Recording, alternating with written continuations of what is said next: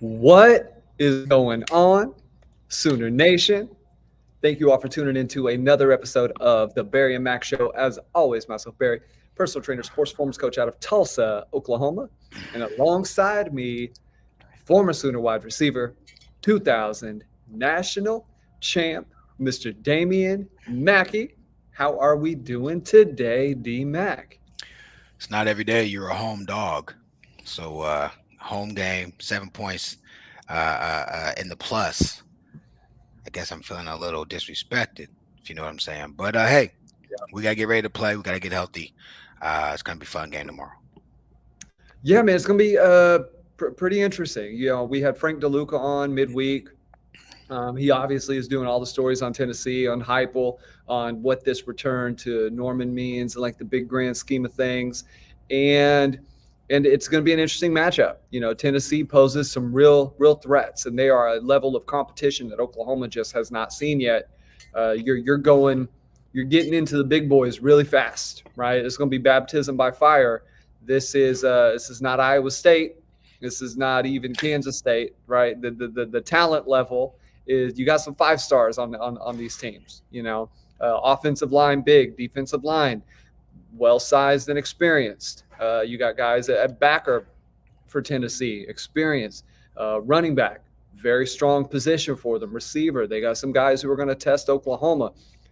So it's going to be a test not only for the players on the field, it's going to be a test for, and this is actually the first thing I want to open with today. I think the fans might also enjoy this, especially those going to the game. It's going to be a test for the crowd, Yep. right? This is the first SEC game, right? These first three non-cons, against Tulane, there was some fun against Houston. Being at that game, the crowd got into it a little bit. Probably shouldn't have had been such a factor, but they had to, make themselves known on a few third and fourth downs. But in this one, SEC opponent, night game days there. They're already setting up, right? Our guy Jalen Ross was posting some photos the other day. I saw those over there on his Instagram. Shout out Jalen. So this is a test for Sooner Nation that we call out every week at the beginning of the show. How do you think they are going to measure up Saturday at 6 o'clock, DMAC? What do you think is going to be brought? Do you think the fans have some serious expectations on them? Does it matter? Like, give us the nuts and bolts of how you think this should go, will go. Yeah, I think traditionally your fans are worth between 3.5 and 7 points, and I believe that to be the case. When I got into college, we were in the Big 12, and gosh, who were we playing at home? I don't remember who we're playing at home. I don't remember it. Gosh, dang, that sucks. I don't remember. But we're playing at home. We're running the 46. Rex Ryan's our D coordinator. John Blake's our head coach. And I just remember BMO that year. Brandon Moore was the Mike backer in that defense. And OU wasn't the proverbial big dog at that time, obviously, right? I don't think we had even gone to a bowl game in 2 or 3 seasons, but they had brought back some excitement because Rex had come and right things were, things were on the come up, I guess you would say. But anyway, I saw that to say BMO's the middle backer, Ante Jones is playing Willie Backer. I just Terry White's on that team. They got some guys over there, and BMO would point up, especially when we were back then. I guess that's the Western Zone, going towards the other side of Norman, Yeah. and the stadium would go crazy. Oh Right. wow. And I mean, I'm talking about like deafening, like you couldn't hear nothing. You know who we're playing? We're playing Cal. We're playing Cal. Cal at home. Okay. And we lose that game 13-12. But I just remember like how loud our stadium got when there were 10,000 less fans in the stadium. And then I've gone back 4 or 5 times. I don't think I've ever heard our stadium as loud as I heard it when I played at OU when there was a smaller stadium. And I think it's because we've been such a spoiled fan base due to us being so much better than our opponents. And I'm going to be honest with you. I don't expect our fans to just show up and be belligerent 1 week into our SEC experience. I think us having a home game is not going to be as much of as an advantage as if we were playing that game in Tennessee and how their home field would be in response to them. That said, it's still a really good deal that we're playing at home because we'll be able to communicate on offense. There will be times where the defense is going to get loud. I do think our fans are going to be habitually louder than they have been in this preseason and even in a lot of Big 12 games. I think our fans are going to be on pins and needles.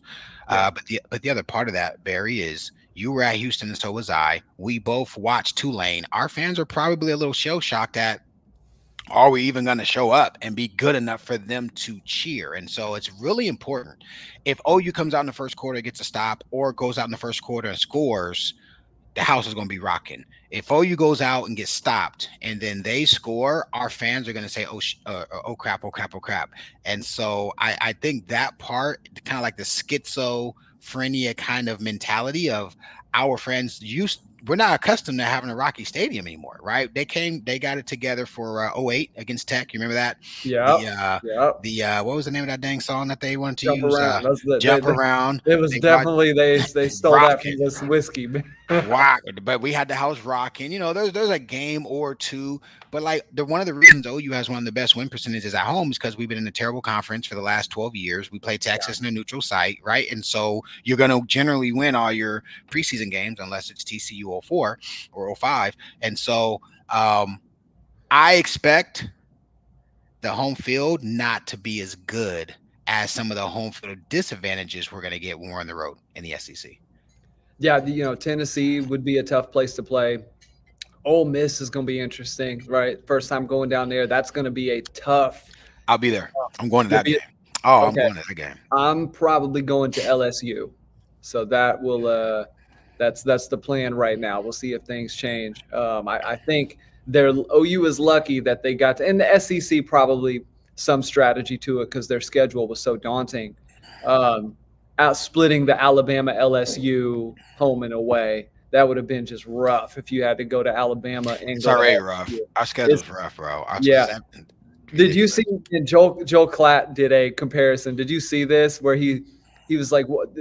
Basically compared Tech. I believe it was Texas and Oklahoma's He did. schedule, He did. and are they even in? It's like they're in different conferences, right? And the SEC, they've got to figure it out. I know it's a year-to-year thing, but the Big 12 was they were mindful. Maybe obviously you played everyone, but they were mindful of when teams played, right? They tried to have the teams who they felt were going to be in it compete more towards the end of the season, the back half of the year, just to keep things interesting, and maybe minimize some of those big games happening too soon. You can't do all that. The SEC also, they've got to figure something out to have these schedules be a little more balanced year to year, because one of the things Klatt said was OU will probably have a worse record, right? And that's predicting losses, and we're not going to necessarily do that on here, right?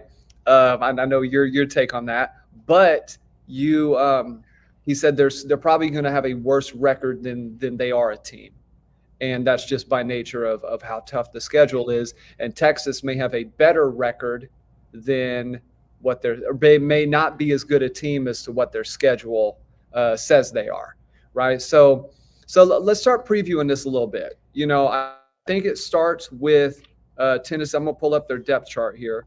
We're gonna go OU offense against the Tennessee defense. And again, as DeLuca said, they've got experience on the defensive front. So OU running the ball is going to be paramount.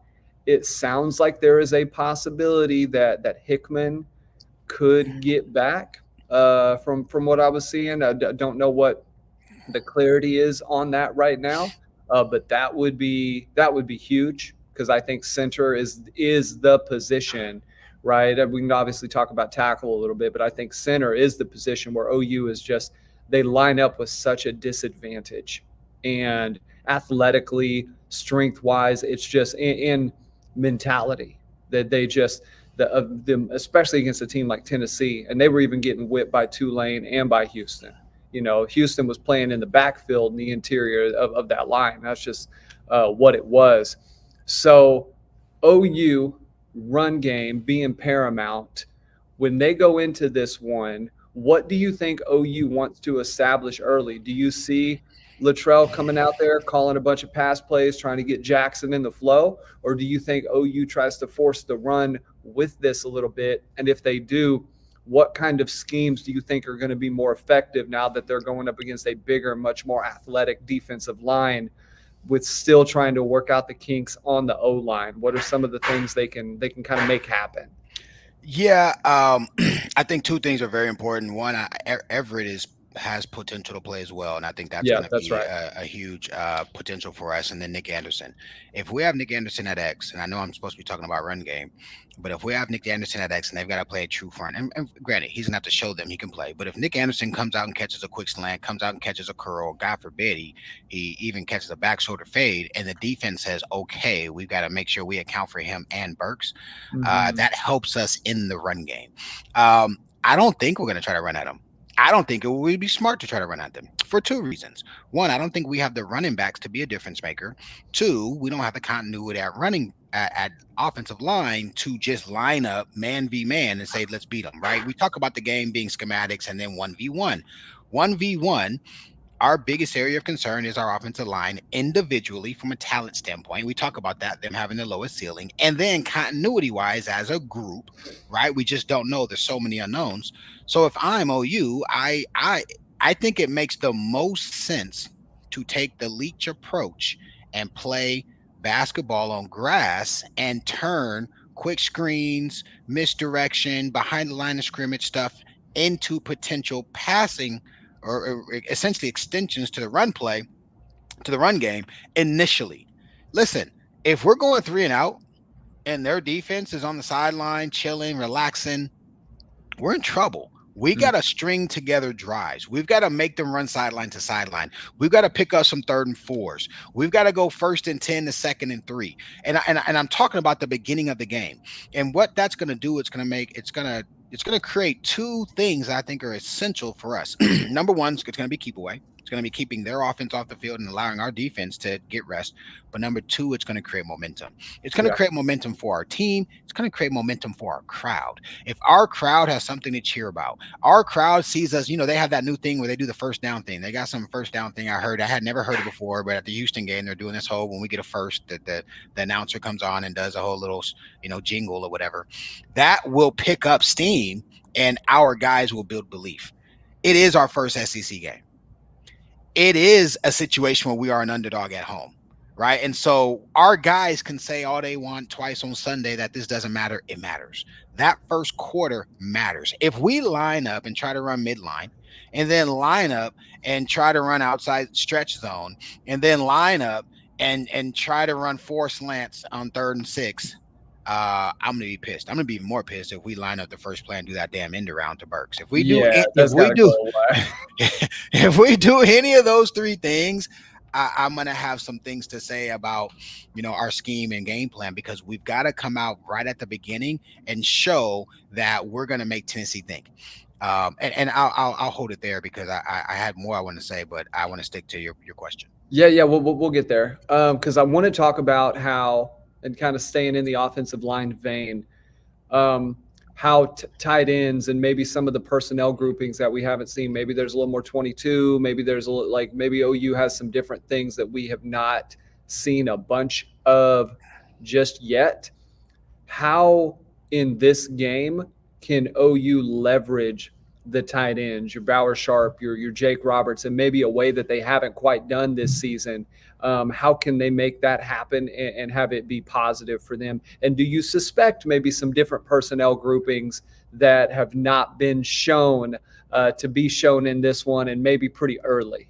Yeah, I think it'll be cool for us to line up in some 12 or 21 personnel, right? One back, two tight ends, really even some not 22. But what I would love to see us do is line up and run type formations and pass, and then line up in 10 personnel, 11 personnel, spread wide, and run some quick hitters. Get their defense 4 or 5 in the box. The backers have to split again, those elite principles, right? We spread the field pre-snap. We see where the space is, and we hit them up the A gap. We go 5v5 in the box. But I think at the tight end position, I'd like to see us line up some 12 personnel, one back, two tight ends, even some 21 personnel, two backs, one tight end, and really isolate the middle of the field and then pass the ball. Get them tight and run some misdirection, right? I think those are things we try to establish early. We let them know we're going to show you one thing and do something different. You know who's really good at doing that is Sark. By the way, Sark always does it early. Go watch OU Texas the last 3 years. Every one of those games at the beginning of the game, they're having a good drive by it's not even window dressing. Mm, It's lining up in something and doing something totally different. And I think out the gate, we've got to make them think because I think even our novice fans are pretty, you know, akin to how we've been running our schemes of late. Like I see it and I'm just like, oh, okay, we're gonna run that midline thing again. Oh, okay, we're gonna try. You yeah, know what I mean? Like there isn't any confusion to what we're doing. And Seth, this is a great opportunity for you to. He's shown depth in terms of concepts we can run, but now we've got to have like a strategic plan that says, like I said, we're gonna line up and show you guys 21 or 12 and we're gonna stack the tight ends, or the tight ends are gonna be the outside guys, and the receivers are gonna be in the slots. We've got to show them something other than what they've seen on film and make them think. We need that extra half second. Like we need advantages. You know what I'm yeah, saying? And so I think they have some stuff up their sleeve. I haven't talked to anybody this week. I've been extremely busy. I haven't even really tried to reach out to anybody in that regard. What I do know is that they have been quote unquote holding back, but I'm like, shit, we ain't been playing good enough to hold back. You know what I'm saying? yeah, yeah, Like screw all that, man. yeah, Hopefully you guys have been, we needed to win the other two games by more, with more confidence. So I do expect, because Roberts has shown he can make some stuff happen, and I do expect going into conference, we typically week 4 show more than we have weeks 0, 1, 2, and 3. I expect them to show us some things that we haven't seen, and some of the opponents haven't seen. And with Seth being a new OC, I do have some quiet as kept optimism that yeah, this was the plan all along. Right, like, hey, we're going to show very vanilla. We're not going to show much more yeah. than Levy stuff, right? A few extra concepts wrinkled in there, but this is our real stuff. Hopefully, on Saturday, tomorrow evening, Tennessee gets a wake up call and we're in some formations. We are in some alignments. We're running some combos. We have some blocking schemes that are more complex and or just different than what we've shown. Hmm. Because that is, when you think about it, and I hadn't even thought about this, Barry, that's an advantage we have. Hype's been running his stuff for 4 years. We can go back and watch 4 years of tape and know what Hype's been doing. Yeah. We've only shown a little bit more and beyond than what Levy's offense looked like. Maybe they do have a lot more depth and they were just holding back. I hope, right? That's wishing my lucky stars. Maybe I need a tinfoil hat or something. But that could be a big advantage to us if, in fact, we have it in our back pocket.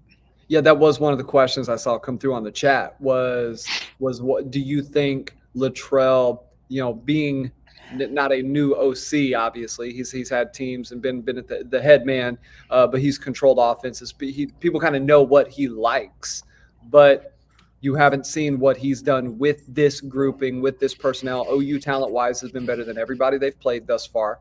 They have the games have been way too close for comfort, but a lot of it has been, self-inflicted wounds, the offensive line just not performing very well at individual spots, or maybe you had 4 guys do their job and 1 guy missed, right? There's been a lot of that where the backside defender makes the play, or 1 guy just blows the whole thing up.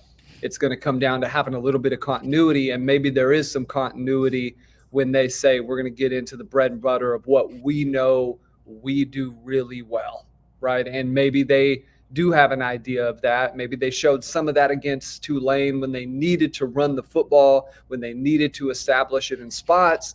I would say if there's a positive, it does seem like they were able to do that. Let's move over to receiver.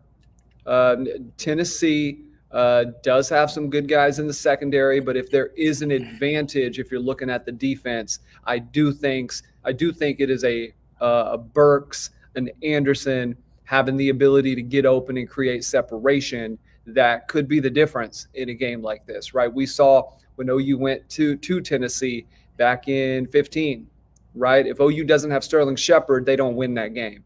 Shepard made a massive impact because he was able to get open whenever they needed him to get open. He was able to catch touchdowns, make big plays, and OU does seem to have a guy like that in Burks.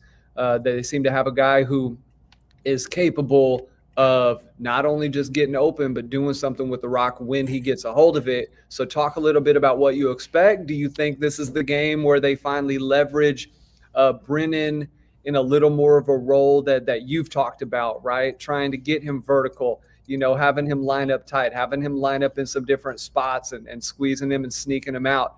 And then leveraging obviously Burks and Anderson at the X and the Z spot.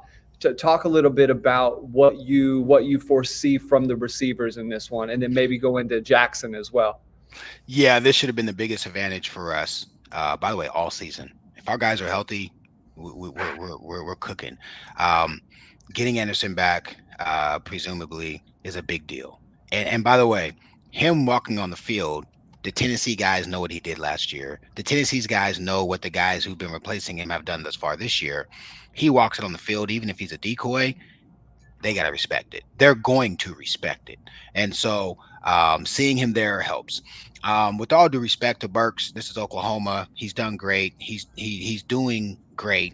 He has not reached a status yet where we know he's a difference maker in a game that matters. So I'm looking forward to see him do that. Again, a lot of disarray and just not a lot of continuity yet. He's our best dude by bar Mhm. none, no question. But we Sterling Shepard, like you said, he outperformed everybody in that secondary that day, and him and Bake, right? I mean, I remember the catch he makes in the back of the end zone. That was a reviewed play. Yeah, He makes that big play, and obviously Bake helps make it happen. Receivers a question mark for me. I do like that last week the puppies got a chance to play. I do like that Kearney got out there and didn't look like Bambi. I do like that Petaway again. We miss him. Here's the thing. Um, Jackson Hall can't afford to miss open shots. yeah. When they're there, We can't afford to yeah, miss those. When the shots are there, we got to hit them. And I think this is a week. Listen, I think Jackson's a winner. I think he's got the grit. So I think in a game like this, he's going to show up and let everybody know. Because if he doesn't, he's going to be hearing a lot of criticism. And so I look forward to seeing him making the plays, especially if Anderson plays. But I'm squarely in the position right now where receiver is a question mark for me. I don't think it's a plus or a minus. I think it's a question mark because one, I need to know if Anderson's going to play. Two, I heard Brennan is actually injured and may yeah. potentially That's not play or not, forgot about not that. consistently play, right? And so there's that. Um, it's the same thing all offensively. If we win, when we win. I'm a right. It's going to be because our OC put us in a really good position. This is a this is a great opportunity for the receivers. This is a great opportunity for Jackson. But this is why you have good coaching, strategic coaching, experienced coaching. This is a game where Seth can put his fingerprint on the program and say, "Hey, dude, in the midst of all of these injuries, right? All no continuity." We put our guys in position to win, and that's what I'm looking for. Mhm. Um, Levy's offense, again, it always had the feel of like, oh, we just missed a play or like, but it never felt like it built upon anything where like you could start to see the momentum swing your way. And I want to see Seth's offense start to do like Leach, you could see it by the second quarter, you're like, oh shit, they got him sideline to sideline, and then you got Q going up the middle, and then we're holding the ball, we're doing shovel pass, and then now we're acting like we're doing shovel pass and we're doing sluggo, right? Like you could see how the offense built. I think Wilson was probably even the best at it, where he would use the run to kick your behind and Yeah, pass, and even Link, right? Link would make you think he's gonna throw the ball all over the field, and then he's running it for 200 yards down your throat. I think this is a game where Seth, if we're talking about offense, this is a game where the microscope is going to be on him. Guys are coming back. First conference game. We're playing Tennessee at home. They haven't played anybody outside of Sisters of the Poor's, yeah. A&T, University of the Blind, Handkerchief, Hey, JC. man.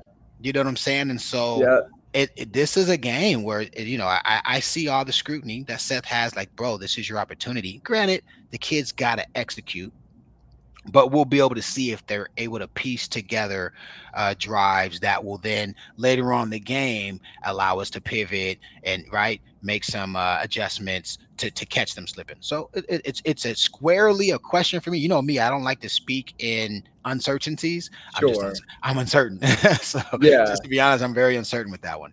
No, and we'll pick the game and a score here later on in the show. But I want to ask you, reframing it back with Jackson.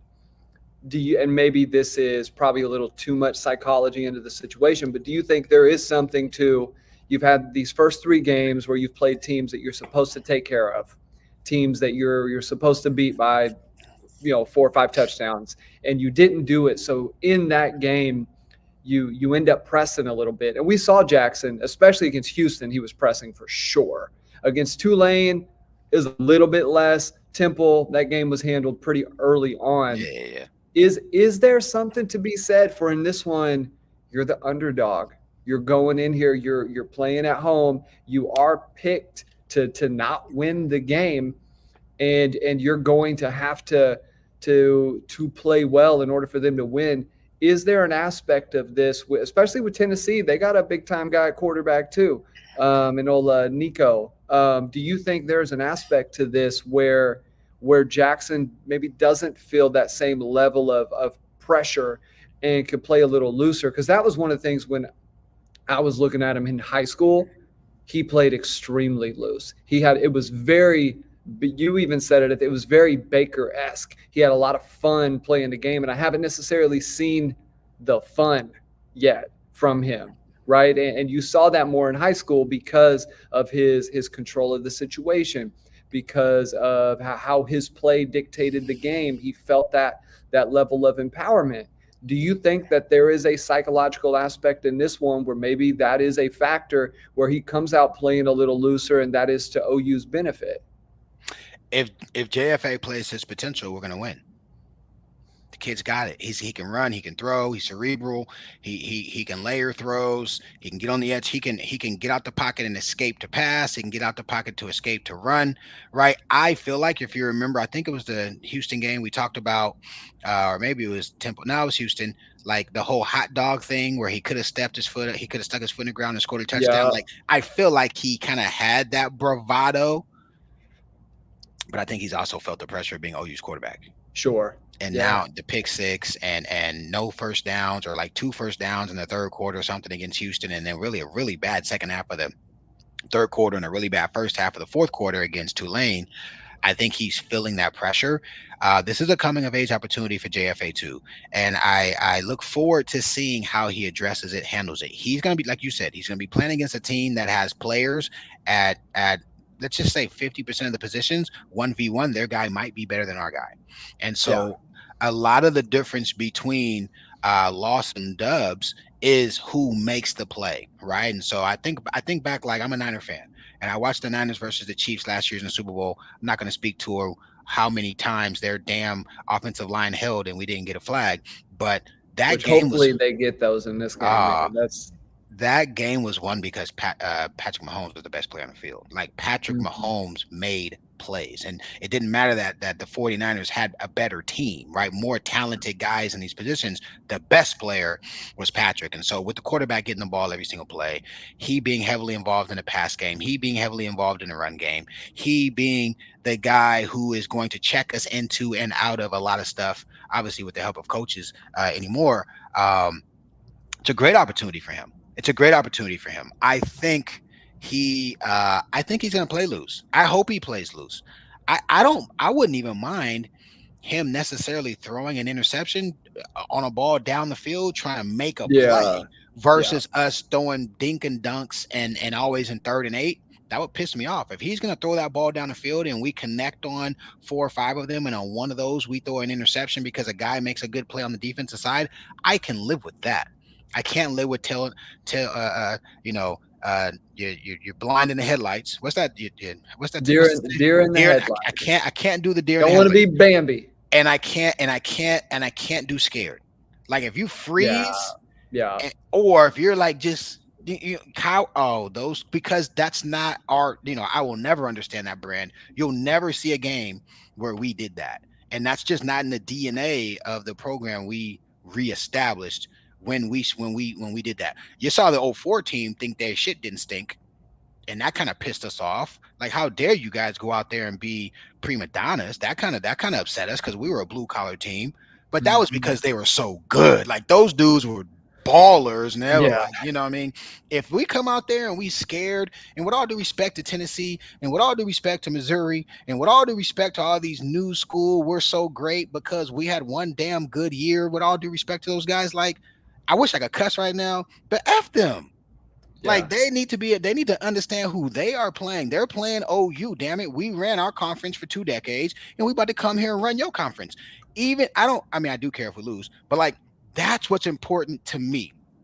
The brand that we play, Tennessee needs to leave saying, damn, the stadium yeah, is rocking. They dudes are rough. Let's just say the old line gets a little manhandled and we lose because they get pressure on Jack JFA. But our DBs is coming downhill, and our running backs is you know what I'm saying, out there hitting folk, and yeah, kickoff team and punt return. We letting them know if we go out there and look soft, I'm gonna be upset. yeah. And I'm gonna speak about it. And so that's what I'm paying attention to. And as it relates to Sure. Jackson, he's the trigger man. Remember we talked about it, right? Who was it that led us when we started out flat against Nebraska? Yeah, that's hype. It was Jay Hype. Yeah, Jay Hype had to psych himself. I'm on the bench with Jay Hype, like, bro, what are you doing? He was like, hey, do you think they believe me? And I was lost. I didn't really understand what he was saying yeah, until he was like, yo, bro, we're flat. Make sure you talk to everybody. We got to get this thing going. I was like, oh man, this man is leveraging. It's like, by the way, Barry, I could say that was a catalyst as to why we won. That was a catalyst. mm, We didn't even get a first. Oh, I think we scored that possession, but like in that moment, it wasn't a big deal, but that moment was the momentum that turned a pebble into a rock, into a stone, and then boom, all of a sudden you got an avalanche going downhill. And we yeah, like Nebraska, they were scared. By the end of the game, Nebraska had given up. And they were the big bad wolf. So that's what I'm gonna be paying attention to see how we address adversity. What the worst thing we could do, and I don't want to create Murphy. I don't need Murphy showing up. The worst thing we can do is have a 3 and out and yeah. like pussyfoot it, and like everybody jogs off like some little if that That's happens, 100%. it's gonna piss me off. Well, and that was why they beat Texas a year ago, even though Texas had the quote unquote better squad, right? I think OU talent wise was right on par. They just had some limitations at very specific key positions, but OU came out there and they punched Texas right in the mouth, and they let them know we're going to play physical. They let them know that we're going to bring heat. We're going to have you under pressure all game. This is not going to be a cakewalk. This is not the team you played a year ago and wallop 49-0. That is not who you are seeing here today. And OU dictated the terms. I will say, if there's something to be said about Venables, he does have a history of, in these games, getting OU to elevate that brand of play, right? They go play Florida State, a team that basically was undefeated the following year. And this is a six and whatever OU's record was that year, right? They under 500, or Six and 6 and 7. six. We ended the year 6 and 7. We were 6 and 6 going into that game. But they well overplayed that record when they played Florida State. Should have won the football game Phantom, outright. Phantom hold call on Yeah. Sancho's touchdown. So Venables does have the ability to do that. We have heard some things and some of the stuff on OU Insider that there are some defensive groupings, and some of it we've already seen. We've shown some of the exotic-ish, formations that they've lined up in as we move to the defensive side of the ball, which I think is really, it's going to dictate whether Oklahoma wins or loses this game, because I think the offense, as good as they need to play, we still know that there's going to be struggles at times. The defense has got to show up. And, somebody value, I don't know if you saw this video, Oklahoma, when they came into this conference, Venables wanted to really get this team prepared for the SEC. And one of the ways he did that was by increasing the size and the athleticism in the front seven. Yeah. And there was a guy who did a video. OU has one of the biggest front lines and front seven of any team in the SEC. When you have McKenzie and Stutz, and then you have RMT or a Downs PJ Trace Ford, and then you have a Trace Ford. We don't have Trace Ford, bro. Trace, that's the kid from Notre Dame. Right? Oh, Right? yeah. Oh, 30, whatever, whoever 30 maybe his is. name. My bad. Maybe his name is. Oh, it's all good. Yeah. And then you have a Terry and Williams. You got one of the biggest lines in the SEC. There is no reason why shouldn't be able to stop and handle the front and handle what Tennessee is throwing at them. Tennessee and Nico Lamayava, I think this is how you say his name. He's a good quarterback, man, but I think OU is going to be able to have opportunities to get pressure, and for me, that's where it starts. The backers have shown they can be susceptible in coverage, and OU in the back end has shown they are susceptible to getting caught peeking in the backfield, get caught with bad footwork and not getting out to where they need to be quickly enough. I think in this game, if OU wins, and this is I'll kind of start laying out the prediction here. OU wins if another edge player besides RMT, so I'm talking about RMT, has to show up. RMT to me in this game has to make himself known. Comments is getting comments is getting sketchy. P Diddy, baby. P P Diddy. Diddy wearing Volunteer. that. That's hilarious. Great stuff, Corey. Um, the OU's going to need one more guy showing up, and to me, it can't necessarily be Stutz. Although just with some of the way they've used him to pressure up the middle, to me, it's got to be another guy off the edge where you can have those guys in coverage and have Stutz sort of handling the run game and doing the things that he has been good at when teams try to get downhill. And I think this is a game where if McKenzie can play well in pass coverage, this might be a McKenzie Stutz type game with how physical Tennessee does like to get sometimes and want to get downhill even when they go hurry up. So I want to get your thoughts just talking about the defensive line linebacker relationship and how it's going to work, especially with Tennessee wanting to go warp speed and OU needing to still be able to get pressure and utilize the guys that they have in that way. OU's got to win guard center guard. OU's got to win guard center guard. And you know what? It's a matchup I like. It's a matchup I like a lot. I do not want Stutz trying to be a pull the trigger blitzer. I want Stutz playing on the second level, reading, Mm-hmm. reacting, flying to the football, and doing what he's been doing the first 2 weeks of the season. I think he gets underneath a hook or a quick slant. I think he's going to jump something. He's going to feel something, and I think he's going to make one of those big time AA type plays. But it's guard center guard. We need Williams, Jaden, and Terry to dominate in that guard center guard area, and they've got some strength in that area. Their center's a 3-year guy. I remember Frank was talking about him, but I don't care. Or maybe he's a young guy, but he's got a little experience. I don't care. That's our strength, and that's why our backers have been marketably improved in the run game. Is because our three and our nose have been mother effers, Yeah. and they've been giving our backers angles. And so that's going to be a big thing. If we can make here's the ball game, ladies and gentlemen. If we can make Tennessee one dimensional, and we know when they're going to throw the ball, their quarterback is not.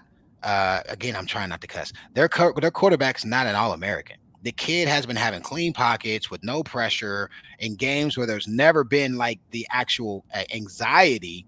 We need to put that kid in some stressful situations. Here we are talking about Jackson. Guess what? Jackson's been in some stressful situations. Guess what? Jackson's thrown a pick six and had to turn back around in third down, or in a one possession game, go run a 30-yard touchdown. Jackson actually has had adversity and had to overcome it. And guess what? That's worth something too. You know what this Mm-hmm. kid never has had to do? Deal with any adversity. We want to see what happens to him when the bullets are flying and everybody is not Kent State A&T and everybody's not Chattanooga. How do you? No one even knows how to spell Yeah. Chattanooga. You know what I'm saying? Like, where they got Yeah. people Is on there? it They is got it two T's or one? Like yeah. nobody knows. Is there a silent? Is there a silent U in there? You know what I'm saying? Like, what's going on? So, so my That's like, I'm hilarious. not gonna sit here if on offense, rightfully so, we have to give proper due and respect because, excuse me, our offense versus their defense. There's a lot of question marks. Yeah. People can't act like there's a ton of question marks on our defense, and I'm not about to sit here and give them a whole bunch of kudos because they played Chattanooga with a silent U. I'm not doing that, right? They got to show me. By the way, I'm not even laughing. I'm dead ass serious. That's Like, hilarious. Nico, bro, you better show me you can throw that thing in Norman. By the way, crowd, the crowd, we got to be giving them some noise. We got to Yeah. show them some. BV's going to show them looks. The one thing Hype's going to do, and we talked about this in our deal, is he's going to go warp speed so that we can't be complex, Yeah. and he's gonna leverage that warp speed so that we don't have a ton of checks that we can make, or time to make a ton of checks and adjustments. Which means OU knows this. BV spoke to it on Tuesday. They've prepared for it. So then again, and there it is. That's the coaching. That's the strategy. What is OU gonna do to make sure we have a plan in place to respond to their warp speed? Because I don't love their offense against our defense. I think there is an advantage for us defensively. If we clean up the second, our weakness, again, I think I said it on the other pod. I went back and watched. Our only weakness on defense right now is covering the second level with action. Yeah. Guys get lost in zone. Yeah. We have not given up any big time plays over the top. We have not given up a bunch of run game. We have not given up a bunch in action. I mean, a rollout game. Right, we have not given up a bunch of. Remember when teams could just screen the shit out of us, or the heck out of us, and just beat us up on Yeah. the edges? We haven't been getting beat up. I gotta say, Five's a little weak when he's getting blocked. He kind of gets punked a little bit, but like, I'm not about to just roll over and die on defense. Our defense, we out there playing ball too. And so, Yeah. yeah, our offense has some question marks, which being honest, and I'm not going to just wear crimson colored glasses, but our defense is markedly better. Our defense is a defense that if they got to show up because the offense is playing slow initially and we got to punt the ball a few times, but we can get a couple first downs and move the chains and keeps a level of momentum. Guess what? That's SEC football. And so even if the offense, so long as they don't piss down their leg and do something stupid, I have faith that our defense is going to do what they need to do. I have faith that our crowd is going to initiate or instigate some opportunities in our behalf. I know that if given time, our offense has good enough talent. We have talent. We Yeah. got some guys. If we put the ball in their hands and we play the right players, we can go out there and be formidable. So on the defensive side, bro, guard, center guard, it's going to be important. I don't want to see Stutz trying to blitz. I'd rather have Stutz at the second level, read, Yeah. react, run, go see I'm ball, with you. hit ball, tackle ball. I want Billy I would love if Billy never had to rob. Hey, Billy, stay over the top and be the high safety. Let the other guys, Bowen He's and better than that than uh, RSJ at this point oh, too. I said Yeah. that. RSJ Yeah. is but RSJ is kicking his ass on the second level. When Yeah. RSJ is playing in the hole or robbing, he's all over the field. When Yeah. Billy is in the hole or robbing, he's missing tackles. But when RSJ is asked to cover that, get to one on the deep routes, Yeah. he's been That's struggling right. getting to one, right? 2 to 1, Yeah. he's not getting over there. So we need to play to the strengths of what our players are able to do. Um, Defensively, I yeah, I think it's McKenzie and yeah, I think it's McKenzie and Studs. I was going to say Kip, but I think it's McKenzie and Studs. I yeah. Well, hold on, let me say this last thing. Yeah. RMT needs to kick ass. Screw that. Screw that. Screw that. Screw that. When you become a dog, damn it, you a dog. You don't just You become know, a dog and then all of a sudden you like a, next you know what I'm saying? game. You a decoy. Hell nah, bro. Go Yeah. out there and make them have to make adjustments because of you. Yeah. And he did that and he did it last week. I guarantee you that changed some of their blocking schemes and some of their formations this week because they saw some of the stuff he was able to do on film. Do it anyway. That's what dogs do. Guys scheme you and you still beat them.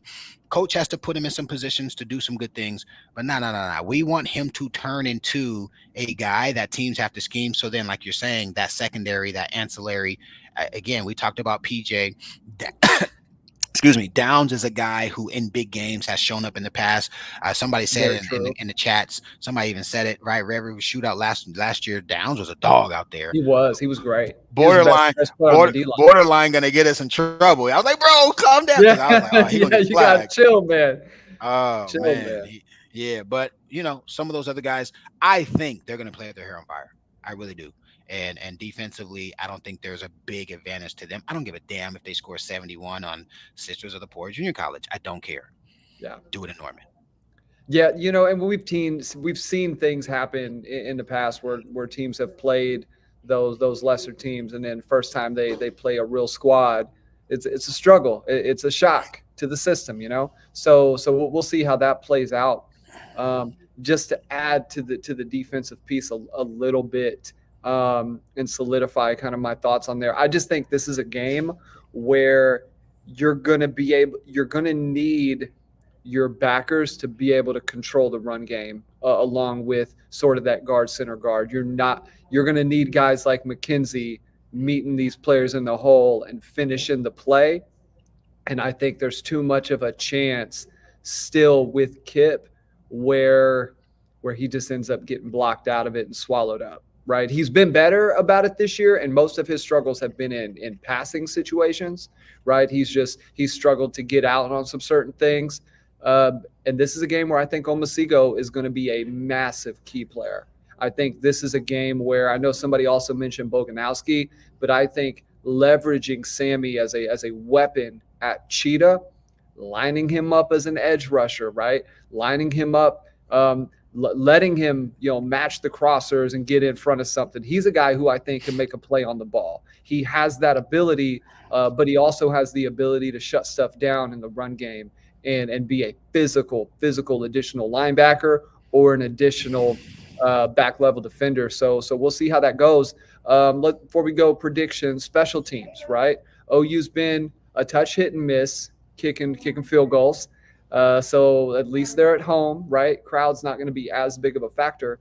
But in this one, do you see any distinct advantage, disadvantage? If it's me looking at it, OU has been good punting the ball this year. They've been decent at returning punts, other than the just the Houston game where it was just a calamity of errors. But outside of that, they've been solid with it. No major huge blunders, right? Other than some missed field goals. In this one, I don't think you can afford to miss field goals. One But missed field goal. Don't do that. One missed field goal. it was one missed field goal. There we go. That's it. Yeah, It was it was one he needed to make. fact. But he's been solid. Um, at the punting spot, though, in a game where field position might be pretty important, especially early on, in trying to prevent Tennessee from having. I think that's the worst thing that could happen. You talked about it. The worst result is OU getting the ball, going three and out, and then Tennessee playing with a short field and some momentum. To me, in this game, that could be a potential catastrophe. I don't want to see that happen. Give your thoughts on special teams, man, and we'll get some predictions and we'll get on out of here, man. I'm gonna tangent and say I think a big thing is gonna be substitutions. I think what fans are gonna be Mm, pleasantly surprised about is there's gonna be a much shorter rotation of players in and out on both sides of the ball. I yeah. think we'll probably see two corners play 75% of the game, and then another two corners give guys rest. I think you'll see at the receiver position five guys. Generally, when we got to conference, there were five of us that would play, sometimes just four, depending if we're going to do a lot of two back. Um, and so I think that's going to be a big deal. I think at linebacker, it'll be tomorrow. We're going to know who the real starter is. It's going to be Stutz and either Kip, or it's going to be Stutz and McKenzie. And I think in this game, they start with McKenzie. By the way, Kip hasn't had a bad year. He just hasn't made any splash plays. Is all it is. Hmm. He Yeah. hasn't been like busting. It's just the fact that he hasn't had market impact. And Kip has. Kip, I mean, excuse me, McKenzie has. McKenzie's had a couple of blow ups where he just kills a gap and it just spills right to Stutz. And so I want to touch on that because I think it's important for us to, as fans, to also know something that we should expect to see. You're not going to see nine linemen by the second quarter. You're going to Yeah. see five or six. You're just not, Hmm. unless somebody's getting their ass kicked, right? You're not going to see five backers rotate in the first half. You're just not. We're going to now be able to settle down and guys are going to get more comfort. I hope we don't see the running backs change every possession. I hope the running back position is gonna kill me if what happens that I think is gonna happen. I'm just gonna let you know that's gonna be Yep. one that one's gonna irk my soul I am with you. because I'm with you. we're gonna be leaving meat on the bone if we do what we think we're gonna do. So that's that. I love it. Somebody said Lewis Carter. He's killing it on on special teams. I believe it. Yep. He and Canic's a plus on special teams. Agreed. Um, punter. We got an A minus punter. The only reason I say A-minus is because he's not a 70-yard punter guy. He's going to kick it Yeah, 45, 46 yards, but he really knows how to, when you're close to the 50, get that ball into the corner, which is really important. I like our kicker. Even he missed one against Houston that we needed, but his kicks look good. They look good to me, and he's kicked some 40 and 50 plus yarders, so I think that bodes well for us. I he's think it's got leg. important. I think it's important that our kick off specialist kicks that thing through the end zone. We don't ever want to give them momentum in a space where we don't have to. Um, and then it's going to be our defense matching up against their offense. Their offense has had zero adversity. The first time one of our guys crosses their face and hits their ass in the jaw, and they say, "Oh, damn, I thought the entire season was going to be this easy." That's when the football game will start. If we let them roll down the damn field and they punk us like they've been punking Chattanooga A&T and Kent State senior high school, then we're going to be in trouble. Otherwise, I think we're going to be okay. Yeah, I think the one of the things that DeLuca said was Tennessee is viewing this as like you're coming to our conference, right? I think for OU, their perception needs to be this is how Oklahoma plays football, and you're gonna play a team that is far more physical than anybody you have played all year, and maybe on defense, especially one of the more physical teams you will see all season, right? And they need to leave Tennessee battered and bruised. I thought that to circle back to the Tennessee game in 15, that set the tone for the next 3 years. That was a that game, the first half, it took a long time for OU to settle into what they wanted to do. They missed a few things, but they punched Tennessee right in the mouth, right? And they played a physical brand of football in the second half. Devontae Bond, Eric Stryker, Bond. Sanchez. He was a dude. I Uh, like you Bond. you had guys who made big plays. They had to factor for Stryker, which people remember, Shep and Bake. But Stryker was a big reason they won that game because they had to in the second half. They just said, "Go get the quarterback," and Bond played out of his mind. Sanchez sealed the game with the pick at the very end, and OU won the game by being the more physical team in the second half, even though they technically might have not been the quote unquote more physical team, and they were still a bit of a work in progress. Um, that's going to have to happen here. So let's do scores and predictions, DMAC. I highly doubt. I don't think, knowing your DNA, you're going to pick a loss, and I'm not going to pick a loss either. I'll go first on this one. I am going to go. I think it's going to be close. I think it's going to be a game where field goals are going to matter, field position is going to matter, um, even just in the momentum of the game. I think there's going to be a lot of moments where the offense maybe is struggling a little bit, but they but they through field position and through special teams they regain that momentum, and they're going to keep Tennessee playing on their side of the 50. And I think that's going to be a huge piece to this one. I don't see, and I think this is OU's introduction into the Venables Alley era of having dudes. I think Tennessee is held under 24 points. And I think this is a game where I don't see OU's offense necessarily scoring 30 plus either, right? So I'm going OU 28-23. I think it might be a funky way they get to the 28. We'll see. But I'm going OU 28-23. Field position is going to be a huge factor. Punting is going to be a factor. I think Burks probably somewhere in the neighborhood of 9 to 12 catches in this one. I think he's going to be a guy who Jackson looks to get the ball to, because he's going to be a guy who can get open. If Anderson plays, you've now got a vertical threat. Him and Jackson had a great relationship a year ago on some of the deep stuff, and they showed it against TU. They showed it in some other games. I think that'll be a large piece. And if you get some of the offensive linemen back, you now have potentially maybe not an advantage in the run game, but would love to see Tatum get 15 carries in this one. I think Tatum with 15 carries And I think Burks I think Burks is also going to need 100+ yards. Right now he's sitting at 22 catches for 169. He needs to put the country on notice that he is a dude on a very good football team, and I think he does that. So let me go OU. Let me go OU 28-23 in this one. Um, so a couple of things. Clint, I got you 24-14. I actually agree with Solo. Next time we'll do some Q&A. I think it's important that you got a lot of really good comments in the comment section. So I want to make sure I address that. Um, I think that's a great idea. Yeah. OU wins the game if we win the turnover battle. Um, I think, and it's gonna be turnovers and third down. By the way, it's an easy win if we win third down the turnovers. So I believe we're gonna force them to turn the ball over more. We're gonna put pressure. They want to put pressure on our quarterback. Frank said that. Hey, our defensive line, da da da da da. Yeah, well, our defensive line actually has more sacks, actually has more pressures, right? Like our defensive line has actually played better on Saturdays against better opponents. The numbers don't lie. And so I think we're going to put pressure on their quarterback, and their young quarterback is going to throw the ball to us a couple of times. And I think their running backs have not had to face a defense as physical and or as fast as ours is. And we're going to win the turnover battle. I don't feel great as of now about third down. That's right. We do got a safety.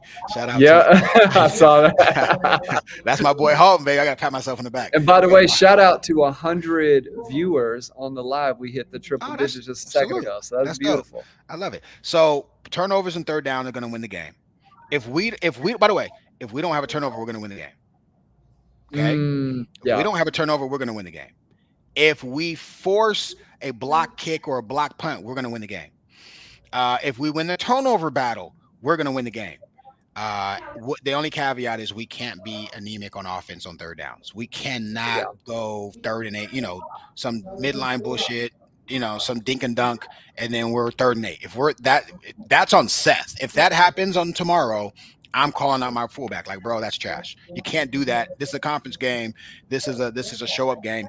I have faith he's gonna bring it. I think it's going to be a high scoring game though, bro. They're going to score. They got dudes. They've got confidence. They're going to come to Norman and they're going to make some plays on us. I think we're going to see our defense is not amazing, but our defense is going to be good enough to win Saturday. I think we score on 6 possessions, 4 touchdowns, Okay. 2 field goals, 34 points. We win 34-31. Our stud kicker kicks a field goal, probably a 47, 48 yard. We're going to have the ball last with an opportunity to win. Jackson's going to make the plays to get us in field goal range. And that's going to be the game that tells OU we're good enough to kick everybody's ass in the SEC. I don't give a damn about the schedule. I don't care how many top 7 teams we have. I don't care until they show me that they can beat us. I went through a red October. I was told we were going to lose XYZ games. And guess what? Hey, We frankly didn't give a damn. Show up on Saturday. We strapping up.